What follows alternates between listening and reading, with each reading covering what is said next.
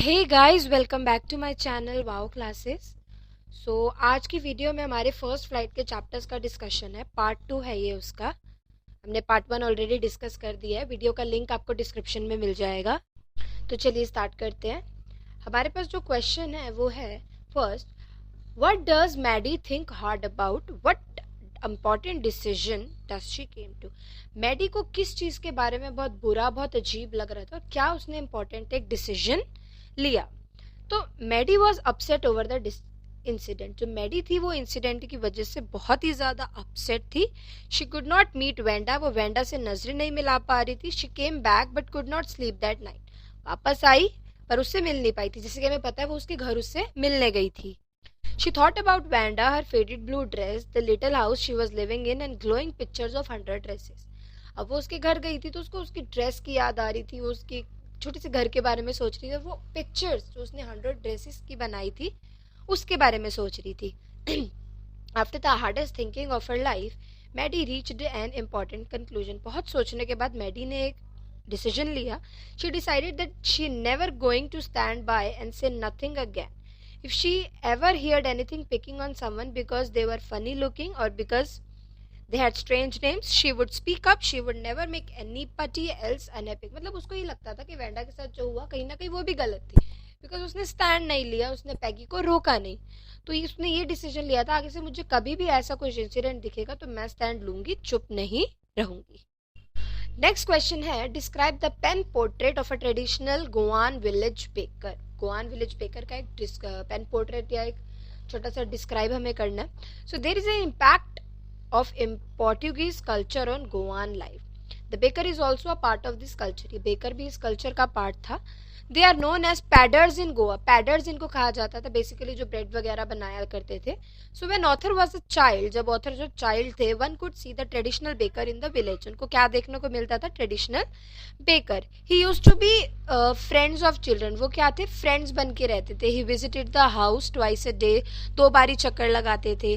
Children rose with the sound of thud and jingle of the bamboo in the morning. तो जब वो baker आते थे तो वो अपनी जिंगलिंग की साउंड से सब बच्चों को बुलाते थे। Children one fond of sweet breads and the bread bangles. मतलब जो चिल्ड्रन थे वो उस ब्रेड के, जो स्वीट ब्रेड होती थी या ब्रेड बैंगल्स होती थी, उसके बहुत फॉन्डी थे, बहुत पसंद करते थे। The ladies of the house brought the bread. Ladies भी खरीदती थी। तो बेकर्स वर प्रोफेशनल। वो प्रोफेशनल थे क्योंकि ये उनका एक बिजनेस था, फैमिली बिजनेस था और प्रॉफिट भी मिलता था इस बिजनेस से। और they had their peculiar traditional dress called kabai. और वो लोग एक ट्रेडिशनल ड्रेस पहनते थे, kabai. Next question we have, why does the author go to Basra? How long does he wait there and why? अब ऑथर बसरा क्यों गया था? मिचबिल द ऑथर का क्वेश्चन है ये। So he goes to the Basra to the consult general to elect and answer is mail from Europe. Europe से जो मेल आई थी उसको कलेक्ट करने गया था, बट उसको मेल टाइम पर नहीं मिली। 3 दिन ऑलरेडी लेट हो गया था। उसने फोन करने का भी ट्राई करा। सो दे the call had to be booked 20 hour before, 24 hours in advance। 24 hours in advance में बुक होनी चाहिए थी। on the first day, जो फर्स्ट डे था वो लाइन ऑर्डर पे नहीं थी। सेकंड डे एक्सचेंज मना था क्योंकि हॉलीडे था। Third day another breakdown. तो उसको 5 दिनों के बाद अपनी मेल रिसीव हुई। उसको 5 दिनों तक अपनी मेल के लिए वेट करना पड़ा था। What did Mitch do to the box? Mitch ने बॉक्स के साथ क्या करा? जो उसका पेट था। The author put Mitch into the box an hour before he started the airport so that Mitch would become accustomed to it। 1 घंटा पहले ही उसको बॉक्स में डाल दिया था ताकि उसको थोड़ी सी आदत पड़ जाए। लेफ्ट फॉर मील, और खाने के लिए चला गया। When he came back he found complete silence in the box। जब वो वापस आया तो उसने कंप्लीट एक साइलेंस देखा और उसने एयर होल्स जो बनाए थे वहां पे ब्लड के स्टेन्स देखे। Mitch had torn the lining of the box to stretch, he got himself hurt। मतलब निकलने के चक्कर में उसने अपने आप को हर्ट कर लिया था। Next question we have is, whenever we want to achieve something, difficulties come in our way। What did Wally have to do? Go and ride in bus। तो मतलब हम कुछ भी करना चाहते हैं तो लाइफ में डिफिकल्टीज आती ही आती है। वाली वाला जो हमारा चैप्टर था, वाली राइड अ बस, उससे रिलेटेड ये क्वेश्चन है। अच्छा, दूसरे तरीके से भी आ सकता है ये question. Once we decided to achieve something, so many difficulties came in our way, with focused attention we can make that achievement। how did Wally succeed in fulfilling her desire of riding a bus? similar meaning है। तो आइए answer पढ़ते हैं। it is true that whenever we want something, difficulties do come in our way। हमें पता है कि जब भी हम कुछ काम करते हैं तो हमारी लाइफ में डिफ़िकल्टीज आती ही आती हैं, but one must be ambitious in life. हमें एम्बिशियस होना चाहिए अपनी लाइफ में। अगर हम एम्बिशियस होंगे अपनी लाइफ में तो चाहे जितनी मर्जी डिफ़िकल्टीज आ जाए, हमें वो डिफ़िकल्टीज मतलब आगे बढ़ने से या हमारे किसी काम में बाधा नहीं बन सकती। Achieving goals require perseverance. Valli wanted to ride a bus, however she did not have the money to do so. उसको बस राइड करनी थी किसी भी हाल में, हालांकि उसके पास मनी नहीं थे। उसके सामने बहुत बड़ा एक चैलेंज था कि वो मनी कहाँ से लाए। सो वैली हैड केयरफुली सेव्ड। जब भी उसको कॉइन मिलते थे उसने उसको सेव करना स्टार्ट कर दिया। टॉयज नहीं लेती थी, बलून्स नहीं लेती थी, कुछ नहीं लेती थी। तो उसने एक टाइम आ गया जब उसके पास 30 पैसे इकट्ठे हो गए। वो गई, उसने बस देखी, रूटीन देखा, स्केड्यूल देखा, उसने पीपल को भी सुना क्या कन्वर्सेशन होती है जर्नी के बारे में, उस अकॉर्डिंग इसने ये सारी चीजें करी। नेक्स्ट क्वेश्चन इसी चैप्टर से है हमारा, हाउ डिड वली प्लान हर बस राइड। उसने अपनी बस राइड को किस तरीके से प्लान करा। What did she find out about the bus. क्या क्या बस के बारे में फाउंड आउट करा और कैसे उसने अपना फेयर निकाला। So Valli was a Tamil girl of 8 years। हमें पता है वो तमिल गर्ल थी, 8 साल की थी। कोई उसके प्लेमेट्स इतने ज़्यादा नहीं थे। It was a favourite pastime to stand on the doorway. उसका फेवरेट टाइम यही स्पेंड होता था जब वो डोरवे पे खड़ी होके आते जाते लोगों को देखती थी। शी वॉच, उसको देखना पसंद था।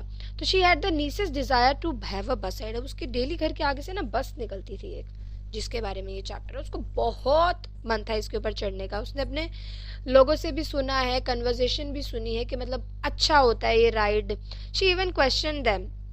So she had got ample about the bus fare duration of time. They ran a bus between the village and the nearest town. The town was 6 miles from her village. धीरे धीरे उसने info निकाली। और क्या क्या info निकाली कि जो ये बस है हमारी विलेज से टाउन तक जाती है और 6 miles है दूर हमारे टाउन से सॉरी विलेज से।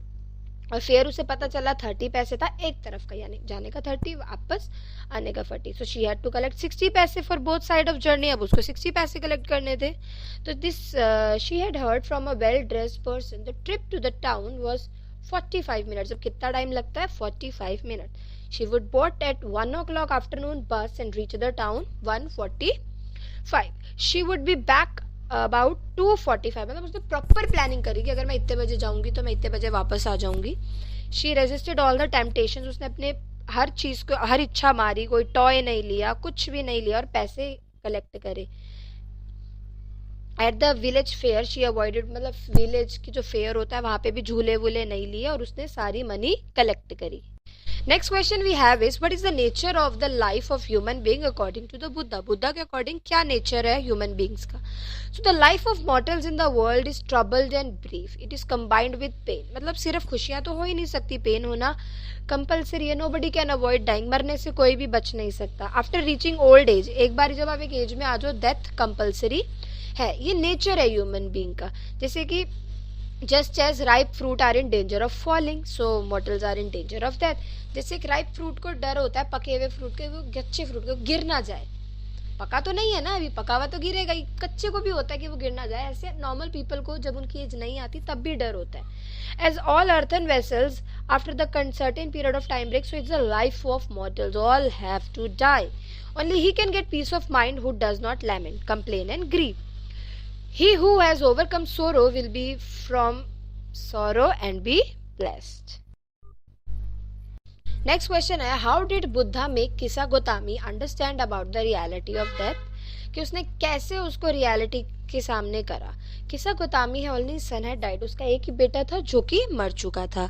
इन her grief she carried death child to the neighbours asking them for medicine. अपने मरे हुए बेटे को वो इधर उधर ले जा रही थी और किसी से मेडिसिन मांग रही थी। Then a man suggested her to go to Sakyamuni the Buddha. किसी ने एडवाइस करा कि आप बुद्धा के पास जाओ।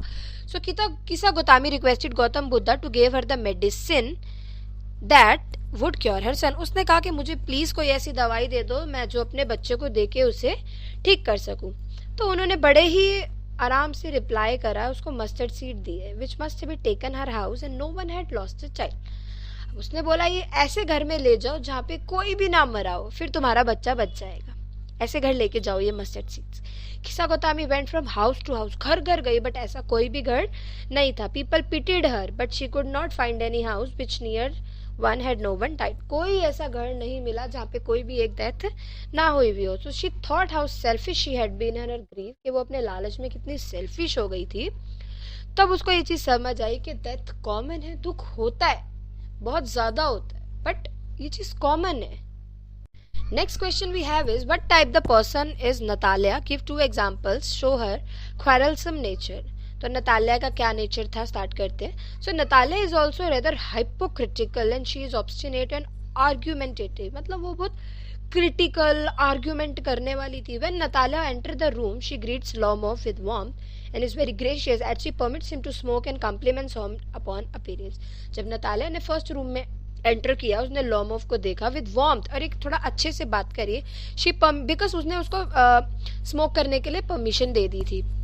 However, when Lomov speaks of my meadows, she abruptly interrupts and contradicts him. जब उसने my meadows के बारे में बात करने लगी तो उसने एकदम से उसको कट कर दिया, इंटरप्ट कर दिया। An argument that ensures over who own that land. इस चीज के ऊपर उनका ये डिस्कशन था। Even when Lomov offers him to her as a gift, उसने जब उसको गिफ्ट भी देने की कोशिश की तो she continues insisting upon her ownership of them in the first place. Resigning argument until Lomov leaves. When her father finally reveals to Natalia that Lomov has actually come to propose marriage, जब उसके father ने उसको बताया कि Natalia मतलब Lomov जो है वो एक्चुअली उसे प्रपोज करने के लिए आया था, तब उसको बहुत बुरा लगा। Blaming her father for causing the neighbour to depart. तो उसका नेचर इतना एटीट्यूडेबल था कि वो बंदा प्रपोज करने आया, स्टिल आप उससे लड़ झगड़ के उसको आपने भेज दिया। Next and the last question, who is Lomo? Why does he visit Chubuco? So Lomo was a young wealthy landowner and unmarried man of 35. एक अनहेल्दी लैंड ओनर था, बहुत सारे लैंड्स थे उसके पास और अनमैरिड था। कितने साल का था? 35 साल का था। He was anxious to get married as he has already reached the critical age. अब वो बहुत ज़्यादा एक्साइटेड रहता था और एंशियस था कि काश मेरी शादी हो जाए। So he decided to propose Natalia, a girl of 25 years old. तो उसने नतालिया को प्रपोज करने का सोचा जो कि 25 इयर्स की है, इसीलिए वो चुबुकोव गया था टू आस्क उसकी डॉटर से पूछने के लिए क्या वो अपनी बेटी का हाथ मेरे हाथ में देंगे या नहीं। तो पार्ट 2 भी आज हमने डिस्कस कर लिया। अब नेक्स्ट वीडियो जो है वो पोएम के पार्ट 2 की आएगी, तो stay tuned with my channel, do like share and subscribe my channel. Thank you for watching my video.